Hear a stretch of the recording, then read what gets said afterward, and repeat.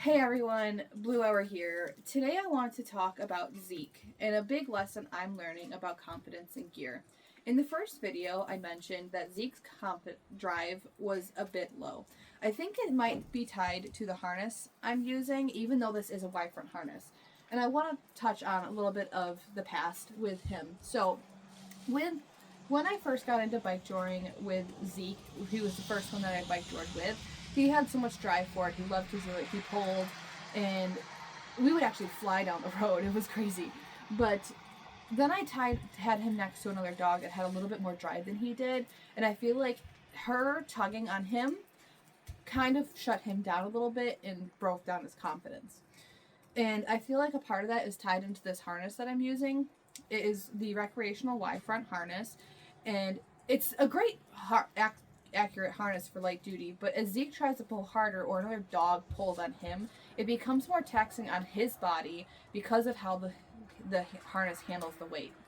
So with a recreational harness, more of the strain stays at the front end of the up here. And for a sensitive dog like Zeke, that extra physical work can feel discouraging.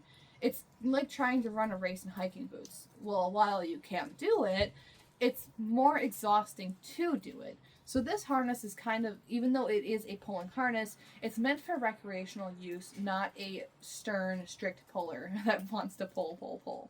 Right? Right.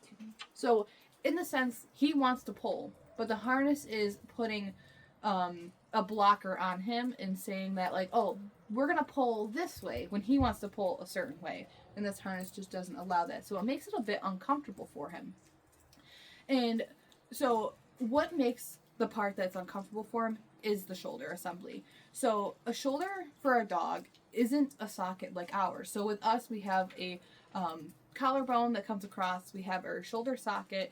We have our humerus that is in that socket. And then our shoulder blade is in the back. For a dog, it's a floating assembly held by muscles, ligaments, and tendons. So I'll get him into a stack real quick to kind of show that a little bit. Yes, I can. You want to do a stack? Come here. Come here. Good boy. So as we can see, the wither is up here, which is the top of the shoulder bone. Over here is where the shoulder bone is, where this connects, and then it comes down to the elbow. So when we see the dog moving, so when he pulls his foot forward and back, you can see that it's a moving shoulder blade. It's moving as he's moving his leg. And that is what you want for a harness, to have free motion. While this harness does have free motion, it keeps a lot of the strain forward on those joints and ligaments rather than the whole length of the body. So, an X-Bax harness is designed to take that excess pulling pressure off of the front assembly and distribute it along the whole length of the body, all the way down to the back. So while this harness is taking pressure off of the joints, it's not enough, or ligaments and muscles, sorry, it's not enough for him specifically. Right? Right. You're a good boy. You're such a good boy. You is. It's not enough of that pressure being taken off of him. He is sensitive to it. So that's why I think that his confidence is kind of being pulled down a little bit because of the harness. So I'm planning on saving up for X-Bax harnesses to reduce that strain, and I want to see if the work is easier on his body and the confidence starts to build up in his drive as well, building back up, right? Because he is such a lovely dog when it comes to pulling. He loves to do it, and I feel that if he had a harness that's going to take the pressure off of his front assembly and pull it down to his back, that it would just be a little bit more comfortable for him, a little bit better. And the reason why I'm also making this video, not just about with a dog, but to explain why this harness isn't necessarily a bad harness, but for a puller that's more serious, like Zeke, it's not that great.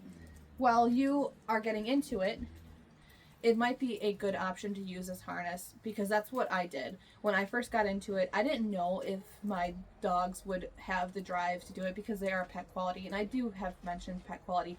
I will get into what that means in another video, but with pet quality dogs, you might not necessarily have the drive for the sport in your dog. So I didn't want to spend a ton of money, and this harness was cheaper. I didn't want to spend a ton of money and not have the dogs end up being the drive for it and then not want to do it. Because they do have the drive, now I want to get the harnesses that are more suited for their drive just to give them a little bit more comfort. I love you. You are such a sweet boy. So if you yourself are getting into the sport and you don't want to spend a ton of money and you don't know if your dog has a drive, I'd say this harness is great. But if you do have the extra little bit of money to buy an X-Back, buy the X-Back.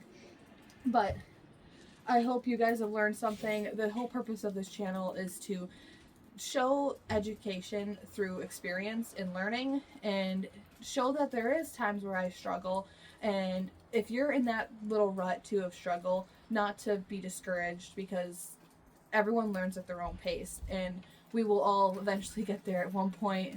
Everyone's journey is different, right? But thank you for following along on our journey. We're learning this together, one step at a time. If you like this type of content, subscribe, leave a comment, like. If you have any questions, let them know in the comments. I will see you next time, guys.